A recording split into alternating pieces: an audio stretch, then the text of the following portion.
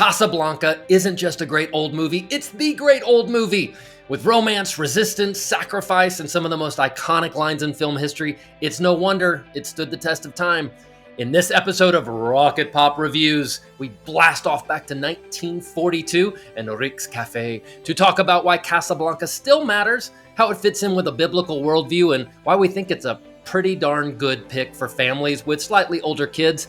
Our hope is that this episode is the beginning of a beautiful friendship with the Hollywood classic Casablanca. Let's go. Rocket Pop is go. Welcome to Rocket Pop Reviews, giving Christian families a reliable source for reviews of movies, shows, books, and podcasts. Every 4 computers now have primary control of critical vehicle functions. We're serious about the fun of entertainment. Nice to be in orbit. Roger, 0G, and I feel fine. And now your hosts, Steve Manuel and Jeff Davenport. Stephen, we're in the Wayback Machine going back to 1942. We're talking about an 83-year-old movie. And yet, I would argue, I hope you would argue as well, this is a movie worth showing and a movie worth enjoying with your family. It is. It absolutely is. And I had the luxury of my oldest daughter took a film appreciation course at school and had to watch Casablanca.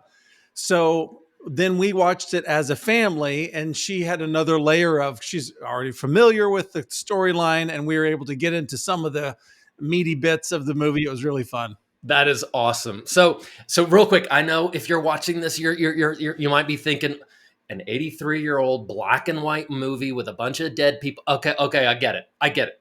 Put that aside for a moment and let us tempt you towards this movie. I get it. Old. It can be hard. This movie is, again, from 1942. It was based off an unproduced play called Everybody Comes to Rick's. It stars really famous people who we don't know as much anymore. But there was a time 30 years ago, everyone knew these people's names, even though they were past their prime. Can we spend a little bit of time talking about these people? Are you going to talk about Humphrey Bogart? Yes, let's talk about these people. Okay. Humphrey Bogart. Okay, Humphrey Bogart was presumably the George Clooney of his time. Which is weird because he's not a good-looking man. And as I'm watching it, I'm asking myself, what is the it quality that somebody saw in this guy? Because he's short. He seems shorter than everybody. And my daughter went and looked up, beep, beep, beep, beep, and she's like, yeah, he's shorter than everybody. And they had to stage it to where he was like standing on apple boxes to be taller than the leading lady. He has a significant overbite in the Freddie Mercury arena. I mean, like this. This is why he has that lisp. It's because of his teeth way out front. I thought, I'm just going to enjoy this film. I don't know what is the magnetism to this guy, but Humphrey Bogart. I mean, I grew up hearing, Humphrey Bogart is like this luminary in Tinseltown. And like, I don't know why. He's a great actor in this. So we don't want to undercut it, but he's a great actor in this, but you're still watching it going, him? And he was in so many movies back in the day. Bogey and Bacall. He was in it's a string of movies, I think 3 movies with Lauren Bacall, who he had a relationship with. There's some great movies that he's in. He has a weird magnetism to him, but he's not who you would think of as Hollywood material. There's kind his face almost looks a little like someone who might play a monster in a movie. Yeah, that's right. A Boris Karloff type. So there's Humphrey Bogart, and then there's the beautiful Ingrid Bergman. Okay. She plays Ilsa Lunch. She's the love interest in this, and she is classic Hollywood beauty. The Swedish, is she great or what? I would forgive me, Jeff. They set her up as not just the most beautiful woman in Casablanca, but one of the most beautiful women in the world. And then Ingrid Bergman walks in, and I say aloud, she needs to move over so that we can be expecting the most beautiful woman in the world to walk in the room, because I turned to my wife and I said, "Is that? I'm just asking because I might be stupid. Is that the most beautiful?" She's like, "She's pretty," and I was like, "You wouldn't look twice if she passed you on the sidewalk." And she's like, "Okay, that's true. All right, let's just proceed with the story. Let's go on." Yeah, she seems like a nice person, and she makes a very nice plaintive face, but the most beautiful. Okay, I don't know. I don't know. Sure. Yeah. The suspension of disbelief on both of them. But I do think there is again, a magnetism to her in the way she plays that character. Paul Henri is Victor Laszlo. We'll talk about him in a second. Claude Rains, he's really good as Louis Renault.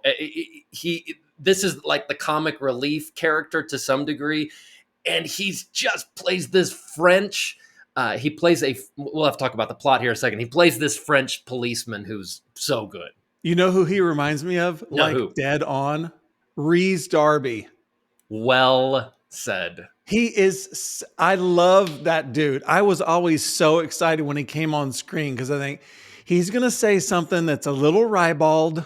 He's going to say something where he'll describe himself as a compromised figure. He's in authority, he's a policeman, but he knows that for the right price, he can be bought off. He knows he's immoral. He knows his whole squad is immoral, and he has fun with it. And it's kind of like, this guy's fun. Isn't it funny? Nowadays, he would be the main character. Yes. This compromised person with complexity to, and he's so good at, like, one of the best moments is he comes in,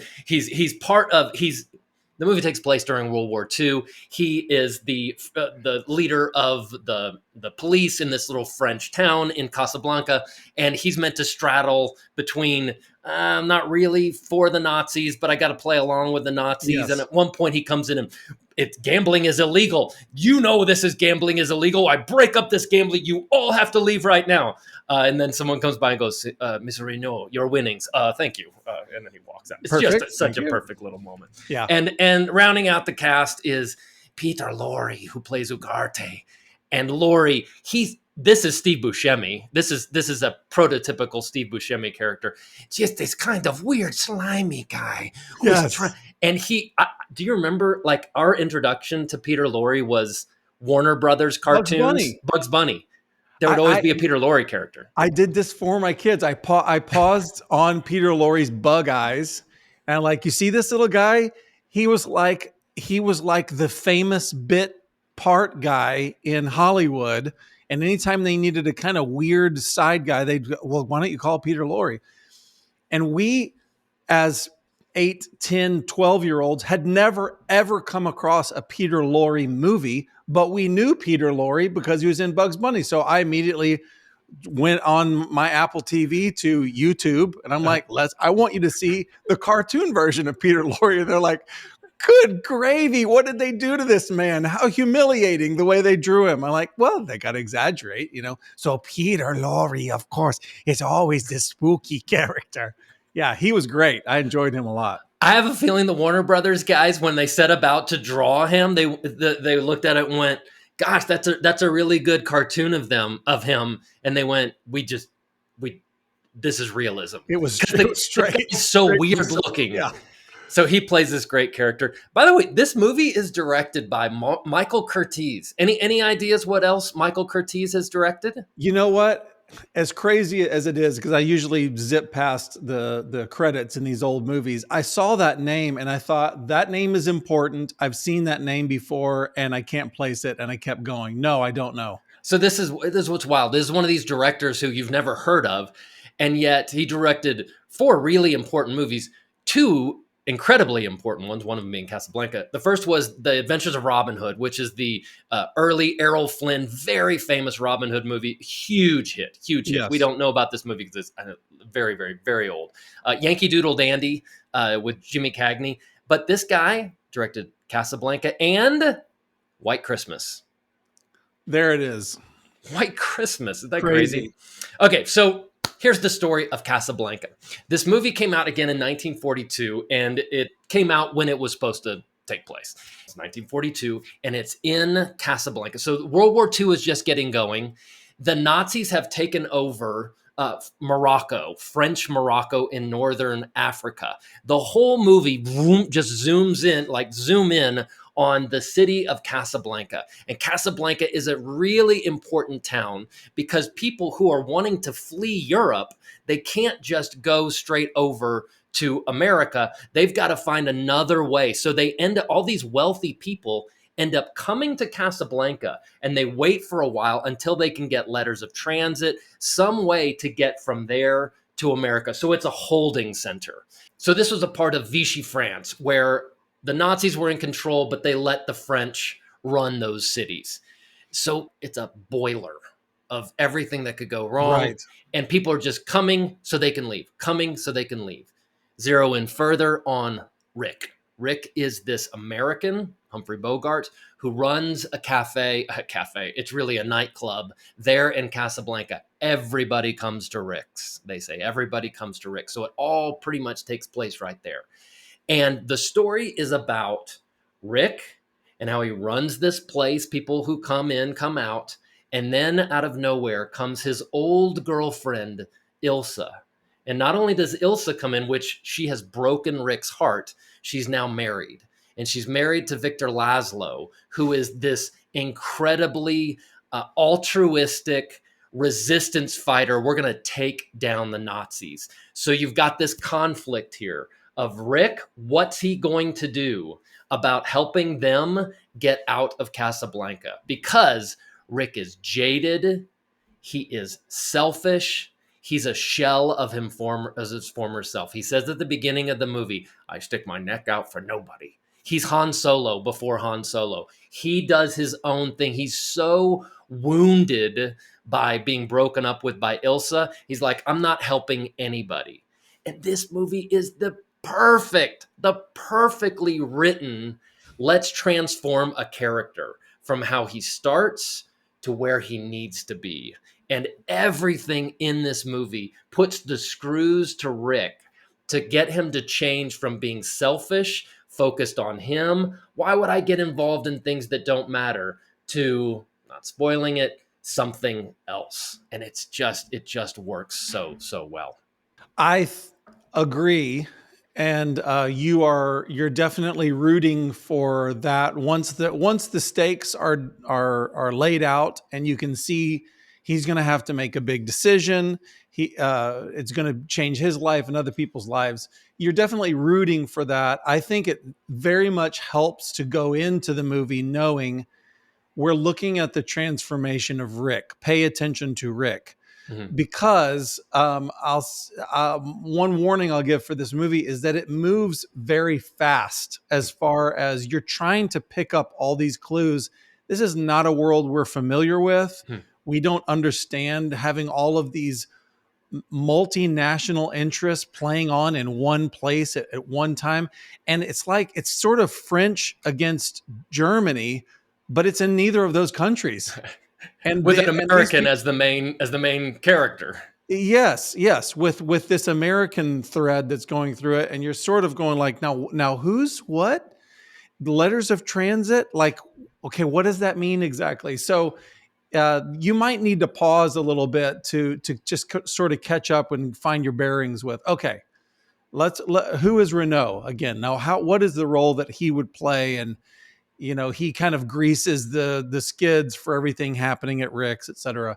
So yes to that. And it can be hard to follow. It's when I showed it to my girls, before it started, I'm going to give you a primer on the world here.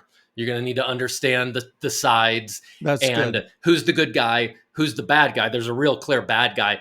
Where's the gray areas, helping them understand. I totally agree. Yeah. This movie, by the way, is so chock full of famous film lines. Like what? I might have a list here. Okay, good. Maybe the most famous of all is, it's misquoted often, but "Play It Again, Sam." He says a version of that, but that's one of the most famous film lines in all of history. Sam is this piano player in Rick's place, and he won't play the song that reminds Rick of his broken heart, but Rick wants him to play it. Play it again, Sam. There's that line. Here's looking at you, kid. It's a weird toast that Rick has to Ilsa. Here, looking at you, kid. Nobody understands what that means, but he says that in the movie. Rick says to Ilsa, "We'll always have Paris," and he's remembering back to this time when they were very close to each other. Rick gets. There's a lot of drinking in this movie, by the way. Rick gets really these 3 sheets to the wind, and Ilsa has come into this place out of nowhere, not knowing that Rick runs this place. They have this interaction. He leaves. He gets really blasted, and he's drowning his sorrows. And he says, "Of all the gin joints and all the towns and all the world, she walks into mine." And one of the most famous last lines in film history, "Louis, I think this is the beginning of a beautiful friendship."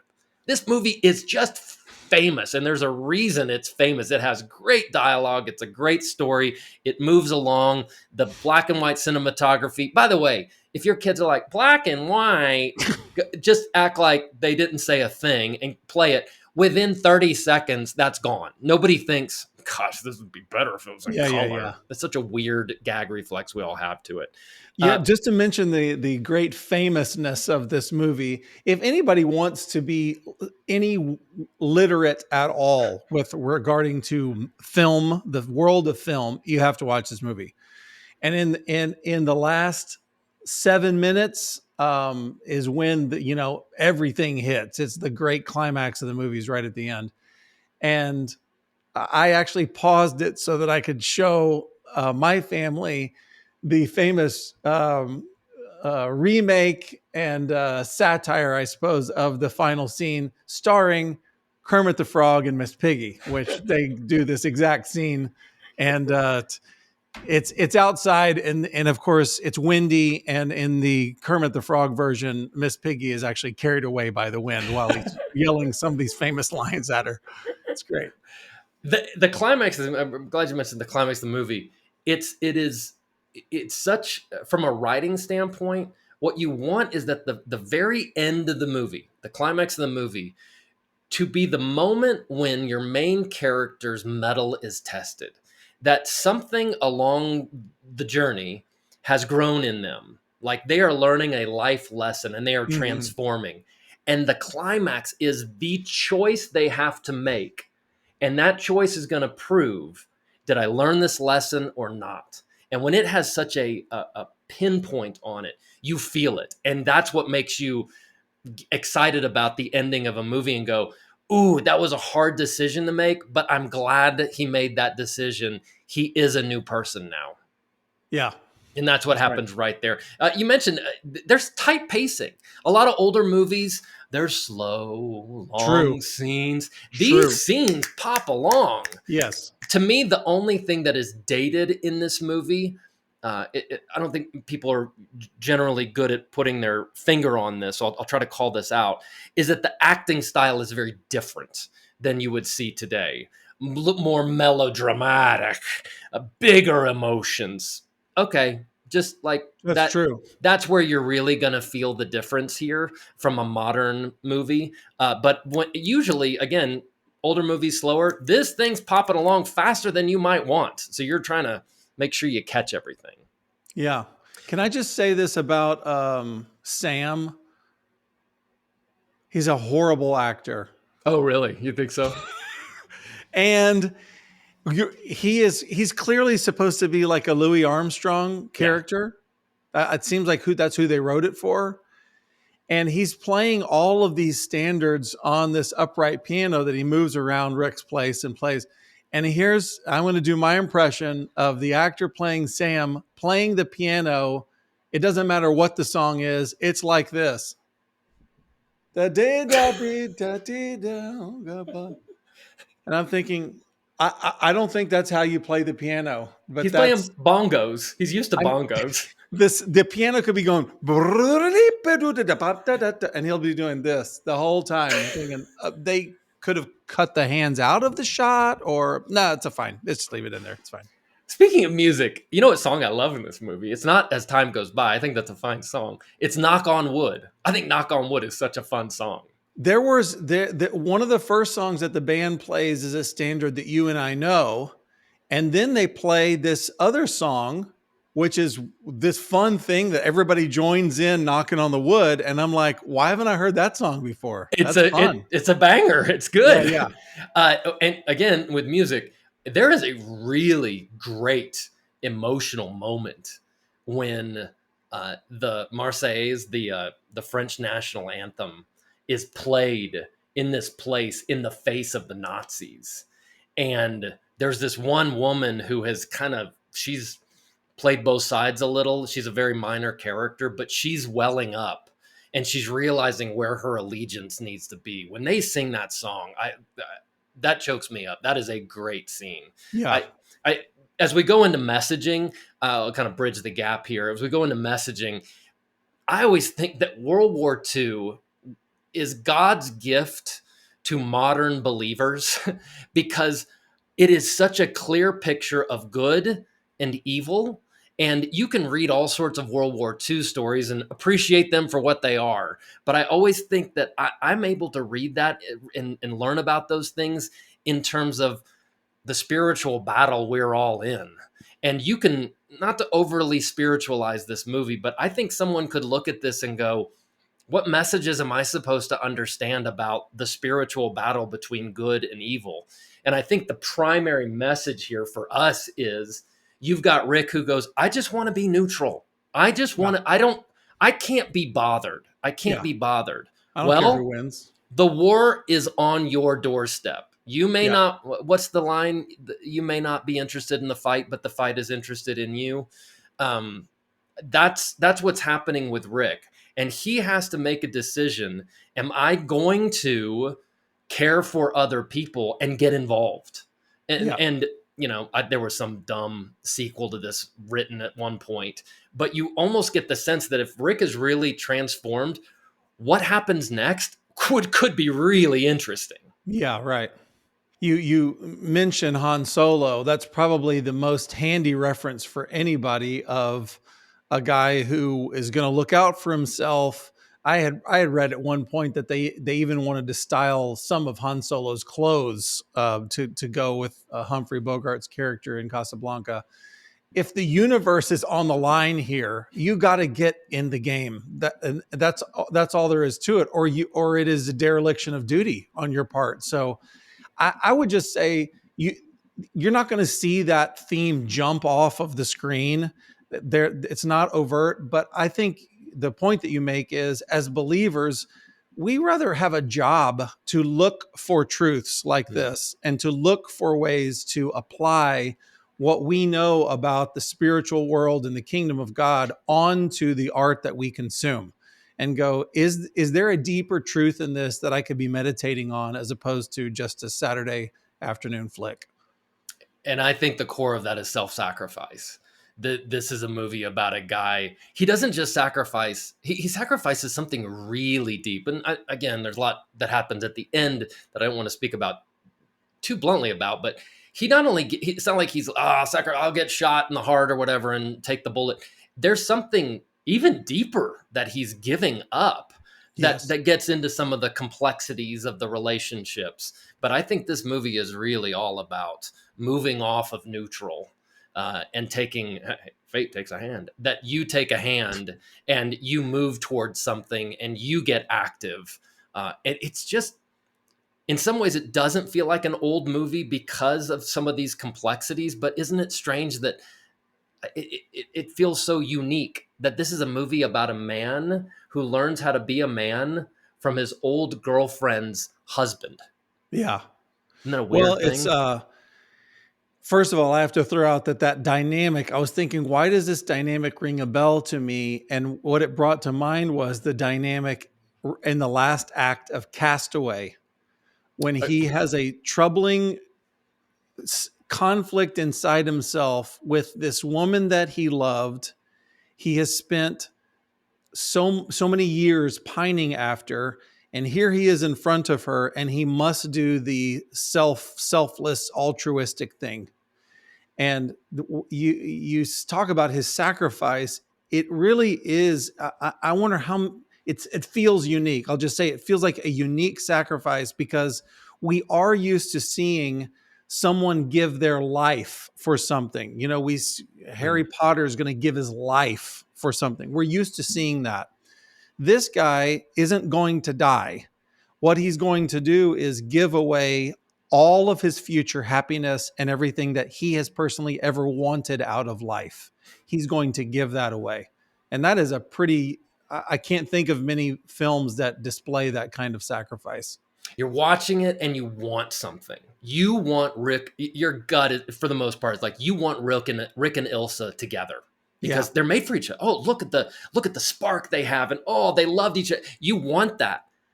That's what's going to be on the chopping block, right, at the end. And so you see that she'll overlook his overbite. It doesn't seem to bother her at all, or his height. She knows they're gonna have kids that look like Bart Simpson.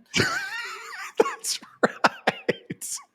And yet at the end, when the decision is made, I think this is why it's so satisfying. You go, that was the right call. Yes. That was the right call. Yes. Even though it hurts, that was the right call. Yes. Great. So I think there's such good messaging in there. Let's talk about family fit. This is where it can get a little, family fit. First off, your 7-year-olds, God bless them, they're not watching this. They're not going to be interested, and you can't berate them because they're not cinematically literate and they don't understand. Yes. Pacing is different. A few lookouts. So as you age up, and so you'll have to kind of decide, can your kids handle some of these things? There are some mature romance moments. Now, there's no sex or anything like this, but what's implied is that this couple is having a real, and when they flash back to Paris, they're having this real affair there. And what you're strangely supposed to want and root for in the movie is that Ilsa would leave her husband and go be with Rick. You know what? I actually said this out loud as we were watching. I said, I noticed that the women in my family, they were gravitating toward this romance that they're playing out for us. And I paused it and just said out loud, surely no one is expecting us to root for this woman to leave her husband to go away with her old boyfriend, right, everyone? And everybody's kind of like, no, gosh, heck, no. And you and Tex look at each other and go, yeah, that's right. That's right. Good boy. So there is some weird complexity to that, and I think it's good to call that very thing out.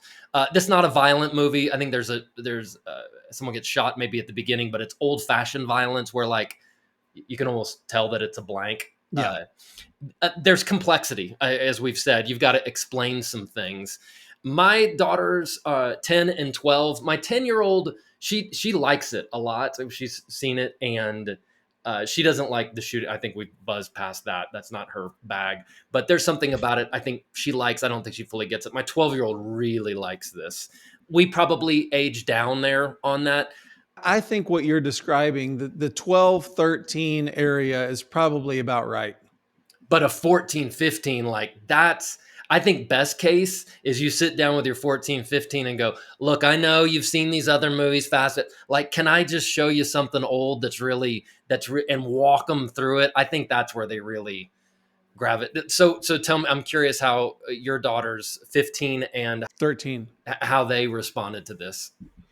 They liked it. I mean, as they understood it more and got more invested in the relationships and could understand the sacrifice that was on the line and understand what would be the repercussions of this sacrifice, then it was deeply satisfying. And I'm glad that I'm glad that it's now moved into, this is one of the family lore films. It's a reference for the whole family. And I'm very, very glad of that. It feels like a dust-off movie in a year ago. Gosh, let's watch Casablanca again. For kids, kids like watching movies a second time more than watching them a first time. Because the first time, they don't know what they're going to get. They need a lay of the land. The second time, they're like, oh, yeah, now I sense this. And so I think pushing through and going, now it's part of our family lore. Now we kind of understand old Hollywood movies. It's a gateway drug. It will open you up to, because suddenly now your kids go, oh, I can follow and process a slower movie or a different acting style movie. Watch The Maltese Falcon. Don't watch that one. I can't stand it. That's my dirty secret. So that's Casablanca, a really old movie that's worth watching with maybe some older kids. I think boys would probably be interested in it because you've got there's some intrigue here, and there's some World War II drama, and obviously girls are interested in these relationships and how they play out and what's this one character gonna do. Casablanca, we throw it out for you. Give it a shot. Maybe by the way, this maybe a good first step is you and your wife watch it. You and your husband watch it.